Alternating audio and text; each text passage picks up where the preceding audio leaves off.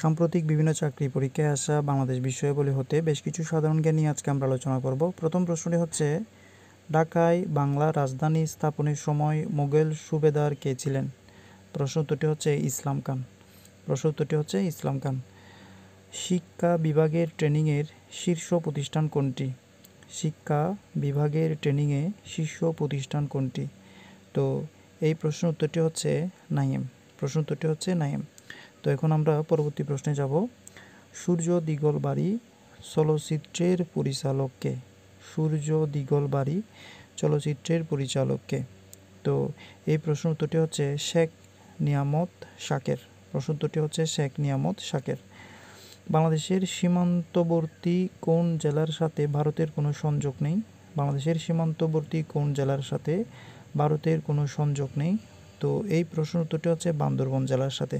প্রশ্ন উত্তরটি হচ্ছে বান্দরবান জেলার সাথে। বাংলাদেশের সর্বপ্রথম ডিজিটাল টেলিফোন ব্যবস্থা কবে চালু হয়? বাংলাদেশের সর্বপ্রথম ডিজিটাল টেলিফোন ব্যবস্থা কবে চালু হয়? তো প্রশ্ন উত্তরটি হচ্ছে 4ই জানুয়ারি 1990 সাল থেকে। 4ই জানুয়ারি 1990 সাল থেকে। পরবর্তী প্রশ্ন হচ্ছে, ভারতের সাথে বাংলাদেশের সীমান্ত জেলা কয়টি? তো এই প্রশ্ন উত্তরটি হচ্ছে 30টি। প্রশ্ন উত্তরটি হচ্ছে 30টি। এই ধরনের আরও ভিডিও পাওয়ার জন্য অবশ্যই আমাদের প্লেলিস্টে চেক করে নিবে। তো ভিডিওটি এতক্ষণ ধরে দেখার জন্য অবশ্যই ধন্যবাদ সবাইকে।